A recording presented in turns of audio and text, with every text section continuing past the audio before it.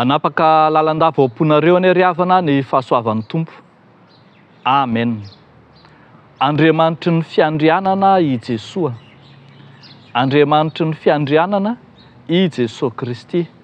Zany no asongadiny mofinainantsika anio ao amin'ny Romanina 8:17, 7:30 hatramin'ny 9:30.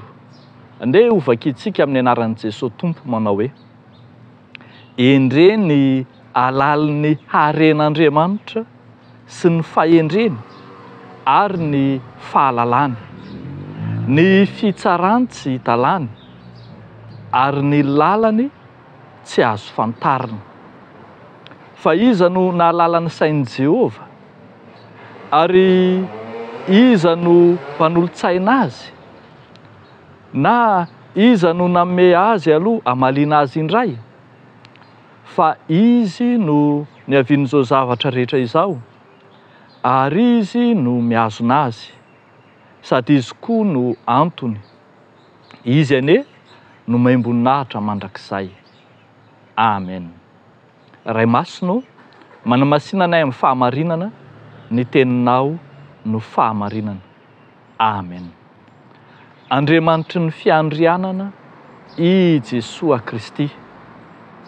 Ny teny hoe fiandrianana na ny tompon'ny fiandrianana, izany no azo amaritana ny maha izy azy any Jesosy Kristy ambaran'ity soratra masina ity. Lalina, manan-karena, hendry, manam-pahalalana, tsara, tsy hitalany, tsy azo fantarina. Zany hoe ny kalitaon'ny fahendrena sy ny fahalalana rehetra dia tazana ao amin'ilay tompon'ny fiandrianana avokoa. Nantsoina hoe tompon'ny fiandrianana i Jesosy Kristy, entina ilazana fa tsy misy mahazo mifaninana na milahatra aminy. Eto dia manontany mihitsy ny apôstôly Paoly hoe iza ny mahalala ny sainy, iza ny mpanolo-tsaina azy, na iza ny manome azy hamaliana azy indray?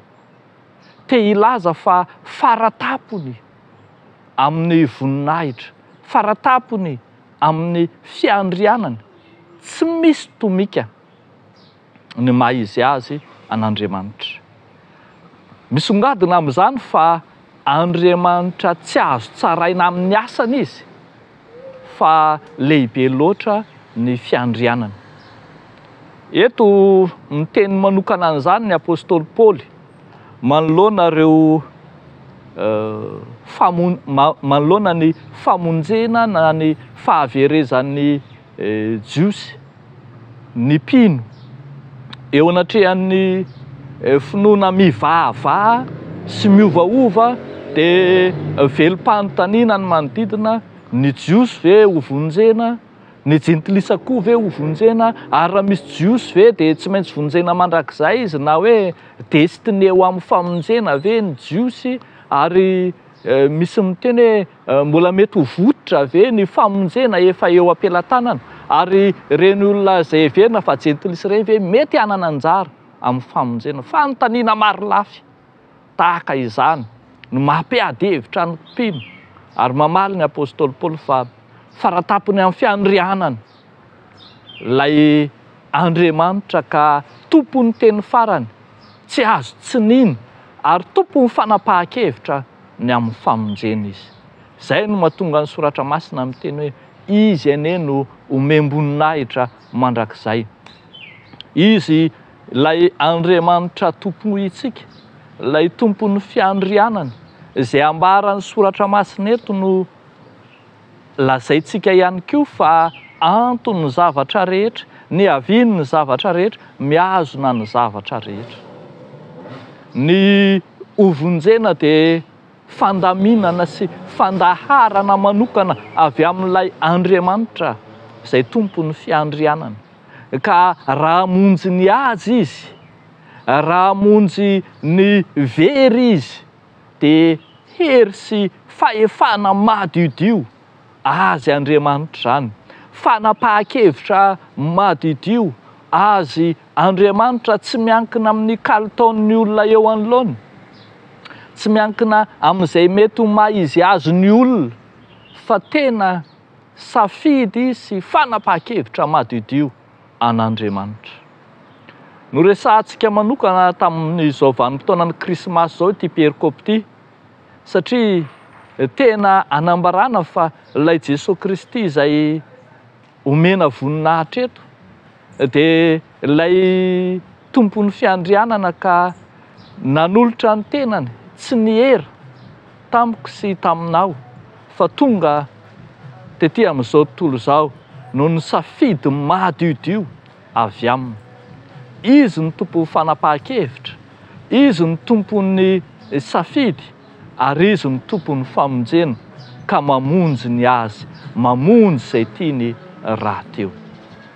Aoka ry havana, tsy hiroaroa hevitra na hisalasala momba amin'ny famonjena isika, satria efa vitan'Andriamanitra tao amin'i Jesosy Kristy teo amin'ny hazo fijaliana izany. Efa nitanterahany ary efa nataony, satria fanapahan-kevitra azy mahadiodio.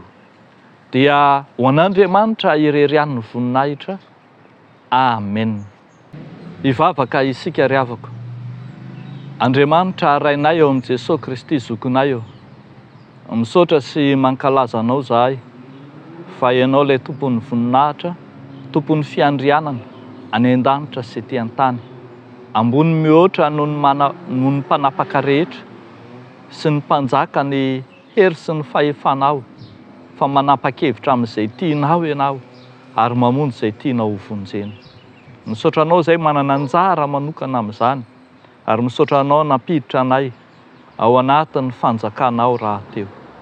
Fa amin'ity an'ity izay Tompo dia mahatsiaro mitondram-bavaka manokana ireo rehetra miatrika aretina samihafa, ireo aretina sarotra sitranina, ireo aretina sarotra tsaboana, ireo rehetra sahirana amin'ny fitsaboana nefany ao anatin'ny vaninandro fety, dia ampaherezo, omeo fitoniana, omeo fitsaharana ary omeo fahasalamana.